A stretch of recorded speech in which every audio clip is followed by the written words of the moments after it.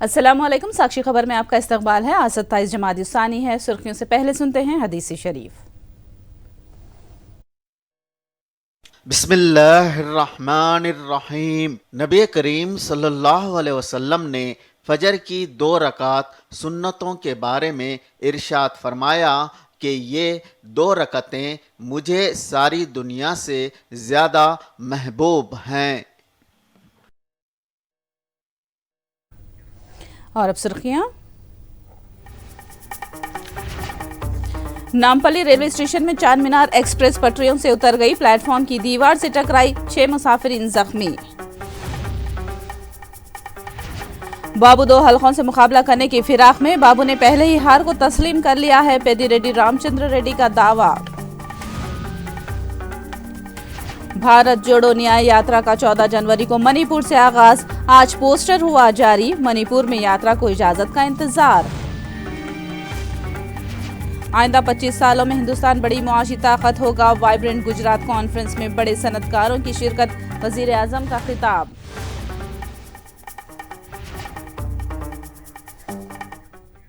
और अब तफसील। तेलुगु देशम एमपी केसिनेनी नानी वजीर आला के कैंप ऑफिस पहुंचे और वो वजीर आला जगन से मुलाकात कर रहे हैं। याद रहे कि बाबू से इख्तलाफात की बुनियाद पर उन्होंने तेलुगु देशम की इब्तिदाई रुकनियत से इस्तीफा देने का ऐलान किया है।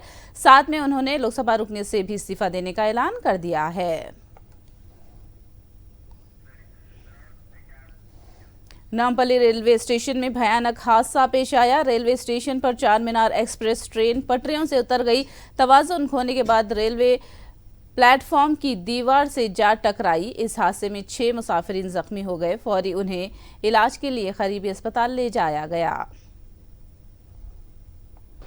బేసికలీ ఈరోజు మీరు చూస్తున్నట్లు యాక్చువల్లీ ఏదైతే ట్రైన్ డెడ్ ఎండ్ కంటే ముందు ఆగేది ఉండో డెడ్ ఎండ్ ఢీకోవడం వల్ల ఈ డిరైల్మెంట్ అయిందండి. మనకి చార్మినార్ ఎక్స్ప్రెస్ అయితే ఇన్కమింగ్ చార్మినార్ ఎక్స్ప్రెస్ ఉందో ఇది మనకి చెన్నై నుంచి వచ్చి నాంపల్లిలో టర్మినేట్ అవుతుంది. మోస్ట్ ఆఫ్ ది ప్యాసింజర్స్ చూసుకుంటే మనకు వాళ్ళు సికింద్రాబాద్ స్టేషన్లో డీట్రైన్ అయ్యారు. హౌవెవర్ ఎవరైతే లాస్ట్లో మిగిలిన ఉన్న ప్యాసింజర్స్ ఎవరైతే నాంపల్లి వరకు రావాలో వాళ్ళు మాత్రం దీంట్లో ఉండే. ఆ ప్యాసింజర్స్ ఈ ట్రైన్లో వచ్చినప్పుడు ఏదైతే ట్రైన్ డెడ్ ఎండ్ కంటే ముందు ఆగేది ఉందో డెడ్ ఎండ్ని ఢీకోవడం వల్ల ఈ 3 కోచెస్ డీరైల్ అయ్యాయండి. S2, S3 and S6. దీంట్లో ఒక కోచెస్లో ఆల్మోస్ట్ ట్రైన్ టర్మినల్ స్టేషన్ కాబట్టి స్పీడ్ కూడా ఏమంత అధికంగా ఉండదండి ఈ టైంలో. హౌవెవర్ ఈ 3 కోచెస్లో ఆల్మోస్ట్ 6 ప్యాసింజర్స్ ఇంజ్యూర్ అయ్యారు. వాళ్ళందరినీ కూడా మా హాస్పిటల్కి తీసుకెళ్ళాము. వాళ్ళందరినీ థరోలో ఎగ్జామిన్ చేసిన తర్వాతనే after ensuring that all the passengers are completely safe will discharge them అండి. దీని గురించి definitely will go into details. Loco pilot సంబంధించిన స్టాఫ్ అందరితోనే మాట్లాడిన తర్వాతనే we will be able to pinpoint the actual reasons. ఇప్పుడు ఏం మాట్లాడినా కూడా it will be very premature statements ఉంటాయి. Will definitely go into details. Slow speed అయినా కూడా ఎందుకు అయింది అనేది and based on that will take all the corrective action needed. మీరు ఇప్పుడు చూస్తున్న రిజిస్ట్రేషన్ వర్క్స్ అనేది ఫుల్ స్వింగ్లో నడుస్తున్నాయి అండి. We're trying to register the shortest possible time. However ఏమైనా ట్రైన్స్ ఈ టైంలో రీస్కెడ్యూల్ చేయాల్సి వచ్చినా కూడా దాని మీద కూడా వర్క్ నడుస్తుంది అండ్ దాని డీటెయిల్స్ కూడా షార్ట్లీ షేర్ చేసుకుంటామండి మీ అందరితో. टीएसपीएससी अराकीन और चेयरमैन के इस्तीफे को गवर्नर सौंदरराजन ने कबूल कर लिया है। राजभवन जराये से पता चला है कि सदर जमहूरिया हिंद ने भी इस्तीफे पर कबूलियत की मोहर लगा दी है। इस तरह नए अराकीन और चेयरमैन की नामजदगी की राह हमवार हो गई है।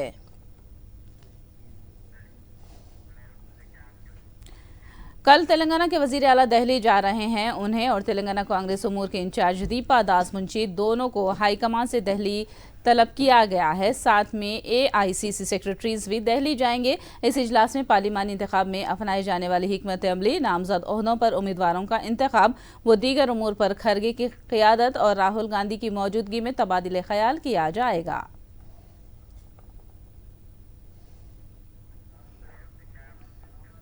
कालेश्वरम प्रोजेक्ट से मुतालिक विजिलेंस जांच शुरू हो गई है। रियासती वजीर पूनम प्रभाकर ने ये बात कही। उन्होंने इल्जाम लगाया कि लाखों करोड़ों की लागत से तामीर किया गया ये प्रोजेक्ट 9 महीने भी मुनासिब कारकर्दगी अंजाम नहीं दे सका। पूनम ने कहा कि प्रोजेक्ट में की गई धांधलियों की जांच बरसरकार जज से कराई जाएगी। టీఆర్ఎస్ నాయకుల గుండెలో దడవుడుతోంది. ఏమైతుందో ఒకరు తప్పు చేయనట్టయితే విచారణను స్వాగతించండి. విచారణను ఆహ్వానించి మీ దగ్గర ఉన్న వాస్తవ సమాచారాన్ని వాళ్ళకి ఇచ్చే ప్రయత్నం చేయండి. అంత పెద్ద ఎత్తున 1,00,000 కోట్లు కావచ్చు 90,000 కోట్లు ఖర్చు పెట్టి కట్టిన ప్రాజెక్టు 9 నెలలు కూడా ఉపయోగపడకపోతే ఆ ప్రాజెక్టు నాణ్యత మళ్ళీ తిరిగి పునర్మించాలని ఇంజనీర్లు చెప్పిన తర్వాత దాని నిర్మాణానికి సంబంధించిన విషయం మీద విజిలెన్స్తో పాటుగా సిట్టింగ్ జడ్జితో విచారణ జరుపుతామని ముందే చెప్పినాం. దాని ప్రకారంగా విచారణ జరుగుతూ ఉంది. దీనికి విచారణకు సంబంధించి తెలంగాణకు సంబంధించిన ఇంజనీర్లు కావచ్చు, ఇతరత్ర ఆ యొక్క ప్రాజెక్టుకు సంబంధించిన తప్పుల అంశాలు ఏమైనా ఉంటే ఆ విజిలెన్స్ అధికారులకు సమాచారం ఇవ్వని కూడా కోరుతా ఉన్నాం. బీజేపీ అంటేనే కిషన్ రెడ్డి, కేసీఆర్ బినామీ. మీరు కేంద్రంలో అధికారం ఉన్నారు, 10 ఏళ్ల నుంచి అధికారం ఉన్నారు. ఢిల్లీలో దోస్తీ, గల్లీలో కుస్తీ కాదు. మీరేం చేస్తారో చేయండి. మాది 4 రోజులు అయింది, మేము విచారణ స్టార్ట్ చేసినాం. మీ దగ్గర ఉన్న అధికారాలను వినియోగించండి. అది లేకుండా వాళ్ళని రక్షించడానికి ప్రయత్నం జరుగుతోంది. కిషన్ రెడ్డి ప్రయత్నం అంతా, తాపత్రయం అంతా కేసీఆర్ గారు నన్ను నియమించిన తర్వాత కేసీఆర్కి ఇబ్బంది వచ్చినప్పుడు ఎట్లా కాపాడాలనే ఆలోచన తప్ప నిజంగా వాస్తవిక పరిస్థితి లేదు. ఇది తెలంగాణ ప్రజలు గమనించారు. साबिक़ हुकूमत में बेरोजगार नौजवानों समेत सियासी कायदीन के मद्दाहों को हरासा किया गया है। खम्मम में रियासती वजीर पोंगुलेटी श्रीनिवास रेड्डी ने ये बात कही। खम्मम में राइट चांस की जानिब से रियासती वजीर को तहनीत पेश करने के लिए प्रोग्राम मुनाकिद किया गया। उन्होंने कहा कि बेरोजगार नौजवान मुत्तहिद होकर इंदिरा राजम वापस लाया है। TSPAC तंजीमें जदीद करते हुए 1 साल के अंदर 2 लाख मुलाजिमतें फराहम करने का उन्होंने तयक़ुन दिया। అనేక కష్టాలు, అనేక అవమానాలు, ఒంటరిగా ఉన్నప్పుడు అనేక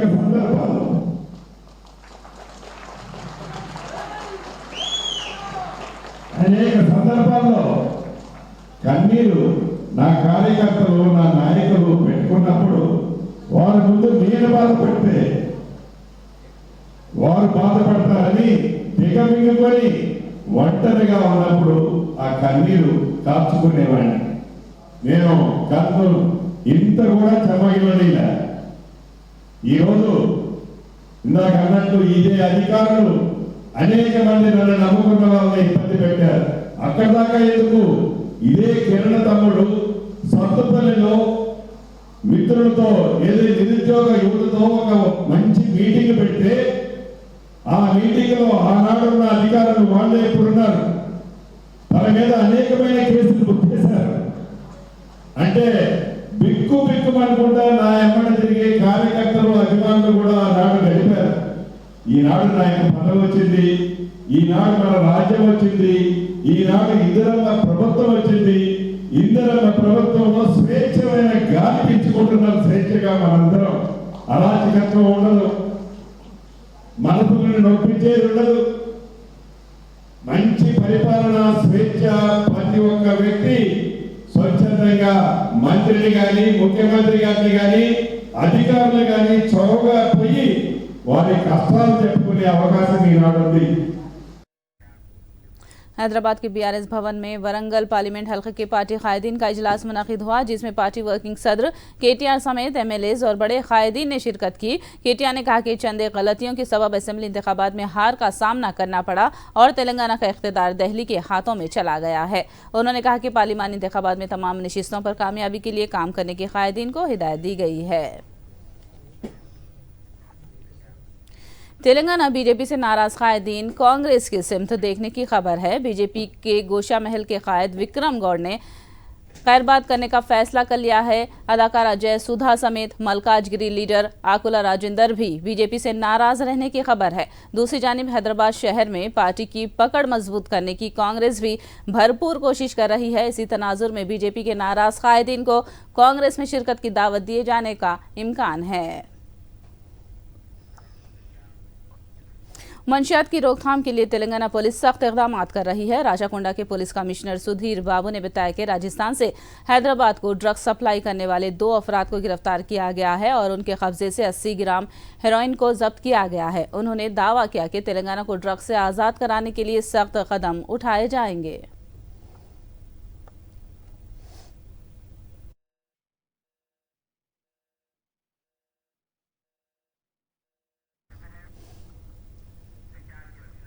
साबिक वजीर व मेडशल MLA मल्लारेड्डी गोवा के दौरे पर हैं और लुत्फ उठा रहे हैं। स्कूबा ड्राइविंग करते हुए समुंदर की सैर कर रहे हैं। उनके हमरा पीरजादीगुड़ा के मेयर, कॉरपोरेटर्स और BRS कायदीन भी गोवा के दौरे पर हैं।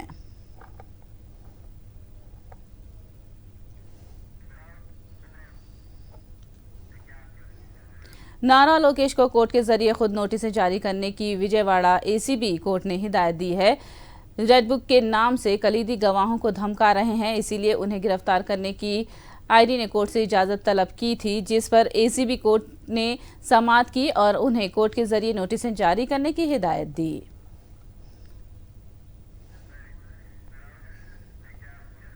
कांग्रेस के सदर मल्लिकार्जुन खड़गे ने कहा कि मोदी हुकूमत दिखावे के काम कर रही है। उन्होंने मुल्क की कमजोर मईशत को बेहतर बनाने पर जोर दिया। खड़गे ने वजीर आजम मोदी को जज्बाती और इश्तियाल के रास्ते से गुरेज करने का मशवरा दिया। मिलजुल के हमारे टूरिज्म को भी धक्का नहीं होना, और दूसरे अगर हम पर हमला करते हैं वो तो हम सहेंगे नहीं। हम बराबर गवर्नमेंट को मदद करेंगे, साथ रहेंगे, लेकिन फजूल चीजों में हाथ डाल के ये जो काम कर रहे हैं, मोदी साहब हमेशा यही काम करते हैं, और लोगों को बताने के लिए और भड़काने के लिए और इमोशनल एक क्या बोलेंगे आप, इमोशनल एक फोबिया क्रिएट करने के लिए वो करते हैं। तो ये अच्छी बात नहीं है। तो हम अपने नेबर के साथ ठीक रहना चाहिए। अगर कोई गलती करता है तो बैठ के बातचीत से सुलझाना चाहिए।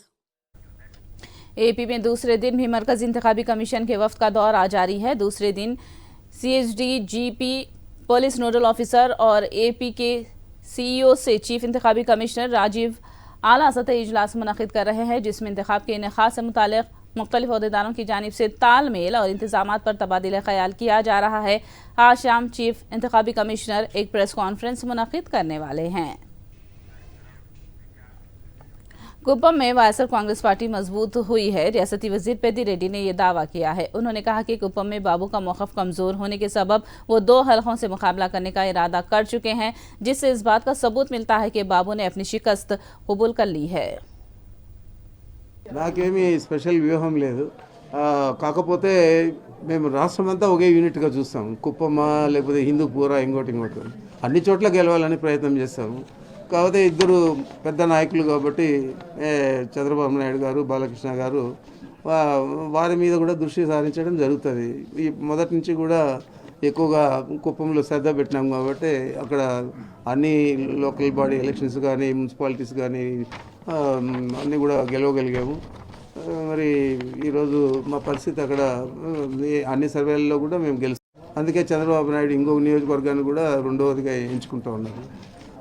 అది నిజంగా జరిగితే రెండవ నియోజకవర్గంలో ఆయన పోటీ చేస్తారంటే కుప్పంలో ఆయన ఓటమి అంగీకరించినట్లే. विजयवाड़ा में जगनन्ना हुकूमत अवामी फैसले के उन्वान पर सेमिनार एडिटर्स एसोसिएशन और सोशल मीडिया डेमोक्रेट फ्रंट के इश्तराक से मुनाकिद किया गया। इस सेमिनार से सहाफ़ियों, दानिश्वरों और जहदकारों ने खिताब किया और जगन हुकूमत में अवाम की फलाह और तरक्की के लिए किए गए इक़दामात की सताइश की। एपी की तरक्की को जारी रखने के लिए अगली मियाद में भी जगन को कामयाब बनाने की अपील की। ప్రస్తుత పరిపాలనలో ప్రస్తుతం ఉన్నటువంటి ముఖ్యమంత్రి, గౌరవనీయ ముఖ్యమంత్రి గారు గురించి చాలా వ్యాఖ్యానాలు ఉన్నాయి. నేను ఒకటే అంటాను, I have visualised secularism by spirit and practice during his tenure in the capacity of chief minister of Andhra Pradesh. He has not taken up any step, any deed to cause harm or give pain to any section of the people in Andhra Pradesh. This is a fact. As a teacher of history, as a citizen of Andhra Pradesh, I am very frank and dare enough to say, put it before. ఎందుకంటే నా విశ్వాసం ఇస్లాం అయినప్పటికీ ఆంధ్రప్రదేశ్ అనేది ఒక welfare స్టేట్గా రూపాంతరం చెందింది.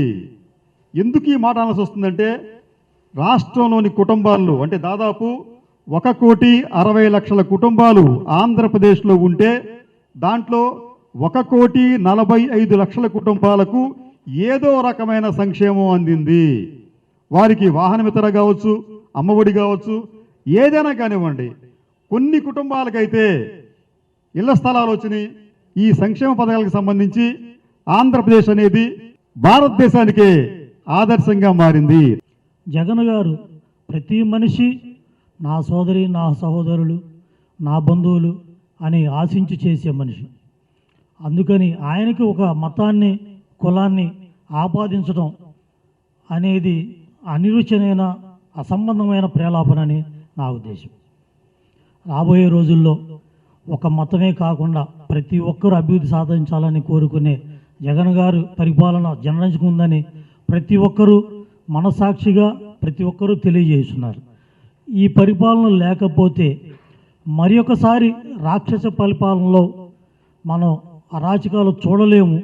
అందువల్ల వీరిని మరి ఒకసారి గెలిపించుకోవాలని ప్రతి ఒక్కరూ దృఢ నిర్ణయంతో ఉన్నారని తెలియజేస్తున్నాను. चंद्रगिरी में फर्जी वोट्स मौजूद होने का बाबू झूठा प्रोपेगेंडा कर रहे हैं. चंद्रगिरी हल्के के वायसर कांग्रेस इंचार्ज चेवी रेड्डी मोहित रेड्डी ने ये बात कही. उन्होंने इल्जाम लगाया कि इंतखाबात में फर्जी वोटों को लेकर कामयाबी हासिल करना बाबू का शेवा है. मोहित रेड्डी ने कहा कि बाबू के इल्जाम के खिलाफ कानूनी चाराजोई की जाएगी. అంత సీనియర్ నాయకుడు చంద్రబాబు నాయుడు గారు ఈ ఆరోపణలు చేశారంటే ఒకంత ఆశ్చర్యం కలుగుతుంది. ఎందుకంటే సుమారు 2019కి 2,92,000 ఓట్లు ఆ రోజు ఓటర్ జాబితాలో ఉన్న ఓట్లు, ఈరోజు మొన్న ఫైనల్ డ్రాఫ్ట్ పబ్లిష్ అయినాక 3,08,000 ఓట్లు, అంటే సుమారు 16 నుంచి 17,000 ఓట్లు గత 4 సంవత్సరాలను జనాలందరూ వాళ్ళు నమోదు చేసుకున్న ఓట్లు. అందులో మేజర్ భాగంగా తిరుపతి రూరల్లోనే ఒక 10,000 ఓట్లు పైన రావడం జరిగింది. దానికి ఎందుకంటే దానికి కూడా కారణం ఏంటంటే తిరుపతి రూరల్లో ఇతర ప్రాంతాల నుంచి ఇది రూరల్ మండలం కాబట్టి, ఇది తిరుపతికి దగ్గరున్న సమీప మండలం కాబట్టి సుమారు 160 అపార్ట్మెంట్లు, 5,200 కొత్త ఇళ్ళు ఇక్కడ నిర్మించుకోవడం జరిగింది. దానిలో ఇంటికి ఇద్దరు వేసుకున్న 10,000 ఓట్లు కనీసం వస్తాయి. దాన్ని వాళ్ళు నమోదు చేసుకుంటే 1,00,000 ఓట్లు అని చెప్పి వాళ్ళు తప్పుడు ప్రచారం చేయడం నిజంగానే చాలా బాధ అనిపిస్తూ ఉంది. తప్పకుండా దీని మీద న్యాయ పోరాటం చేస్తాం, పరువు నష్టం దావా కూడా వేస్తాము.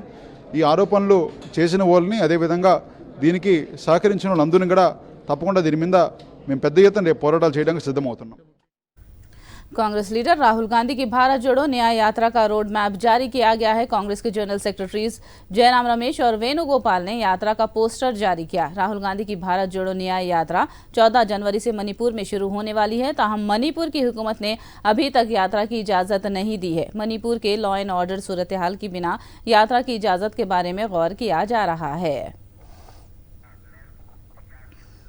वज़ीर-ए-आज़म नरेंद्र मोदी ने आज गुजरात के गांधीनगर में मुतहरिक गुजरात आलमी इजलास का इफ्तिताह अंजाम दिया. इस आलमी इजलास में मुत्तहिदा अरब अमारात के अमीर मोहम्मद बिन ज़ायद अल नहयान के अलावा आलमी रहनुमा, सनतकार और सरमायाकार जिनमें लक्ष्मी मित्तल, मुकेश अंबानी, गौतम अडानी, कुमार मंगलम बिरला और अनिल अग्रवाल, उदय कोटक, समीर निगम और दूसरों ने शिरकत की है. वज़ीर-ए-आज़म मोदी ने दावा किया कि अगले 25 सालों में हिंदुस्तान तरक्की की ऊंचाई पर पहुंच जाएगा.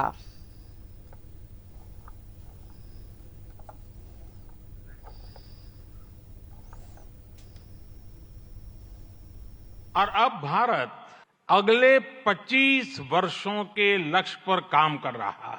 जब भारत अपनी आजादी के 100 वर्ष मनाएगा, तब तक हमने भारत को विकसित बनाने का लक्ष्य रखा है. और इसलिए ये 25 साल का कार्यकाल भारत का अमृत काल है. ये नए सपने, नए संकल्प और नित्य नूतन सिद्धियों का कार्यकाल है. इस अमृत काल में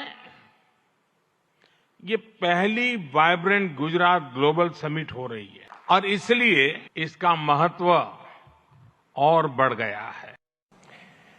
في البداية أشكر رئيس وزراء ولاية गुजरात على هذه الكلمة القيمة.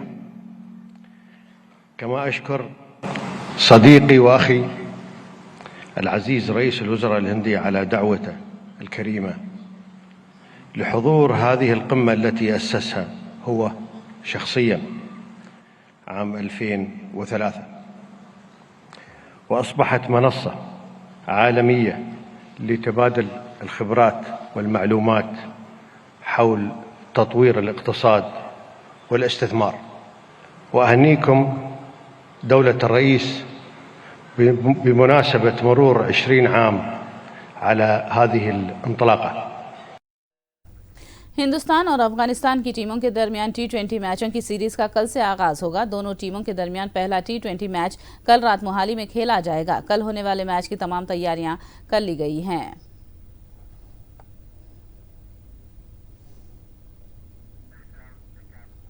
इंटरनेशनल हॉकी फेडरेशन की जानिब से ओलंपिक्स क्वालिफायर्स मैचों का 13 जनवरी से 19 जनवरी रांची में इनेकाद होगा।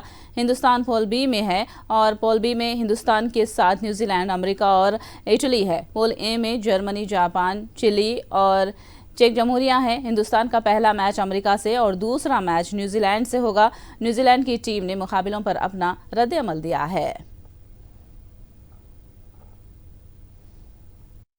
Good, you know, when it's watered well, it's pretty fast, and we like playing on fast turfs. Pretty similar to pitches we have in New Zealand, so we're pretty happy about that. No, we're pretty happy with how the pitch is going, and you know, if we execute well, we don't see the pitch coming into play. It's pretty fast. If it dries up a little bit with the sunshine we've had today, it does get a little bit bouncy. But like I said, you know, it's all about the way we play, and you know, you play to that bounce. So yeah, pretty excited to get on it. Yes, yeah, I think if we play together as a team and you know put our best foot forward, I think we will play well. Yes. First game's against Italy. So yeah, pretty excited to get going. Thank you so much. आखिर में सुर्खियां एक बार फिर। Nampally railway station में Charminar express पटरियों से उतर गई, प्लेटफॉर्म की दीवार से टकराई, 6 मुसाफिरीन जख्मी।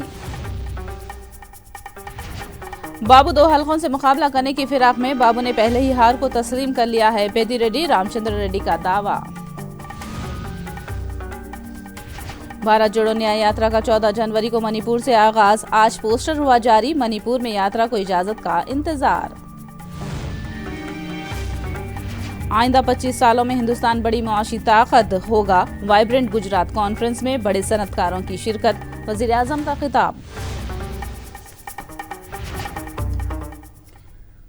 साक्षी खबर में फिलहाल इतना ही। साक्षी टीवी पर खबरों का सिलसिला जारी रहेगा।